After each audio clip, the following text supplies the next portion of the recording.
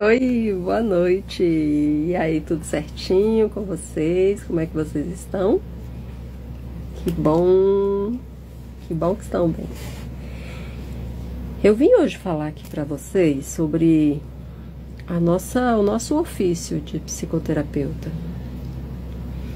Eu estudo a mente há 16 anos, já tenho aí atendido centenas de pessoas e inclusive psicoterapeutas também, né? E estudando a mente de quem cuida, eu observei que é uma mente muito preciosa, porque se dedica a cuidar de quem cuida. Também, será que é necessário ser cuidada quando a gente cuida? Será que eu, como psicoterapeuta, eu preciso de um neurônio espelho para me olhar? Ou eu consigo fazer minha autoavaliação, minha autoanálise? Eu consigo me mentorar, fazer meus estudos de caso sozinha? Será? Ou isso causa nessa mente que cuida algumas deficiências até, alguns transtornos até. Porque muitos transtornos, eles são ali fisiológicos.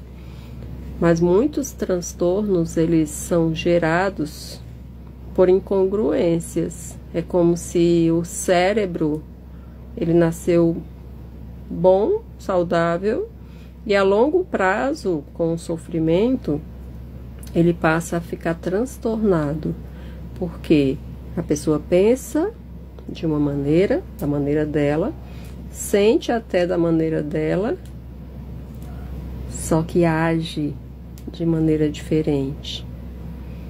Então, o psicoterapeuta, a pessoa que escolheu esse ofício e essa profissão, ela também precisa de cuidados. Ela precisa ser olhada. Por quê? Porque todos nós, e psicoterapeutas também, claro, temos a nossa psique, a nossa mente. E mente é energia que vem do cérebro físico. O cérebro é físico. É um órgão do nosso corpo, como o nariz, a boca, o olho, as mãos. E esse cérebro físico, ele precisa de cuidados, porque a energia que emana dele, essa energia, ela é algo como o vento. A gente não vê, mas ela existe, né?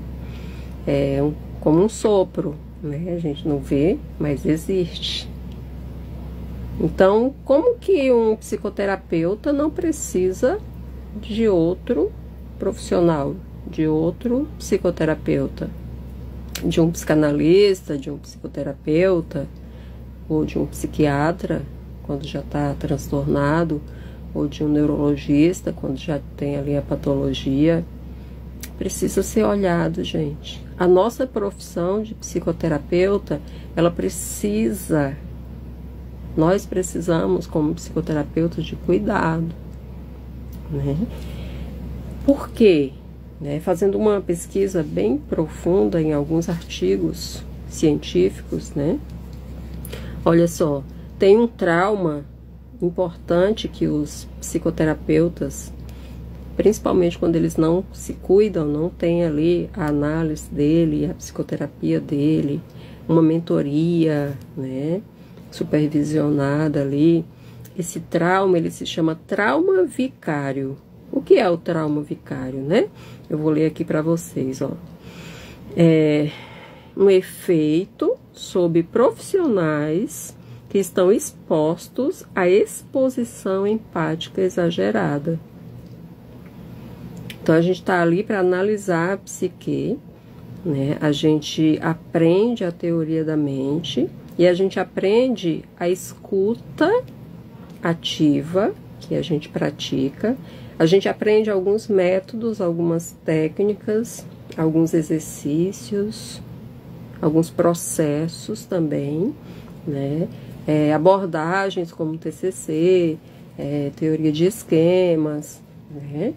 E muitas abordagens a gente aprende para praticar, né? Ali no nosso paciente, para cuidar da mente do nosso paciente.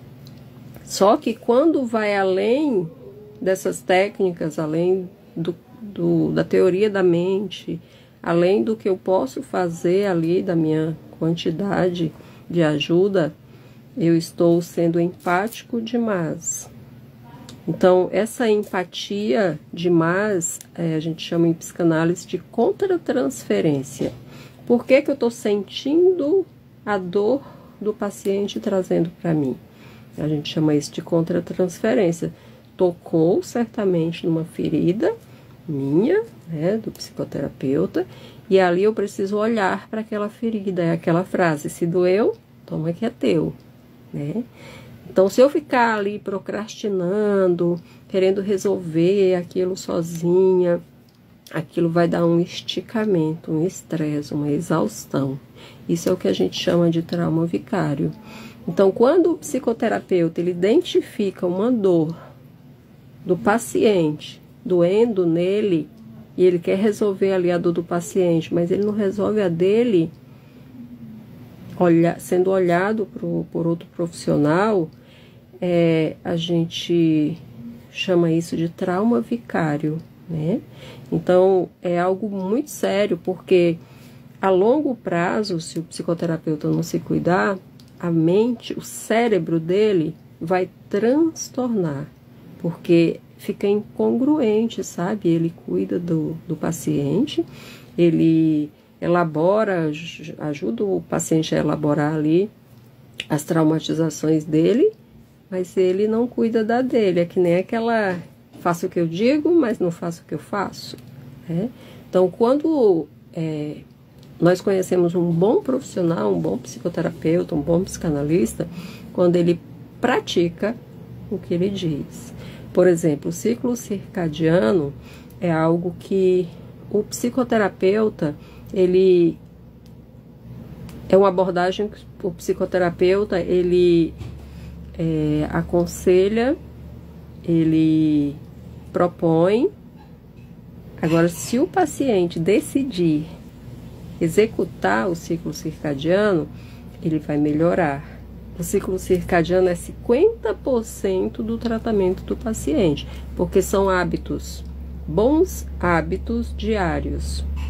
A maioria das nossas dores emocionais, elas também são por falta de bons hábitos. Aí, de repente, adoece o corpo físico mesmo, vai para o médico como se o médico fizesse um milagre, né? Mas, no entanto, são os hábitos alimentares, exercícios físicos, que o paciente precisa executar na vida. E esses hábitos, o ciclo circadiano, é uma indicação para melhorar esses hábitos. Se eu faço essa abordagem no meu paciente, mas eu não pratico na minha vida, o psicoterapeuta ele vai ter aquela síndrome da impostora, né? Eu vou me achar uma farsa. Como assim? Eu sei tudinho, eu sei ali a receita, mas eu não faço.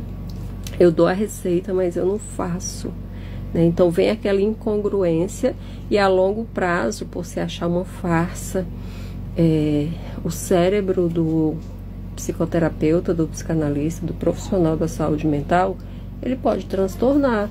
Ele pode ter um trauma vicário. A gente costuma associar também o trauma vicário à síndrome de Peter Pan, né? Peguei até uma colinha aqui para eu falar para vocês sobre a síndrome de Peter Pan. Olha só. O que é a síndrome de Peter Pan?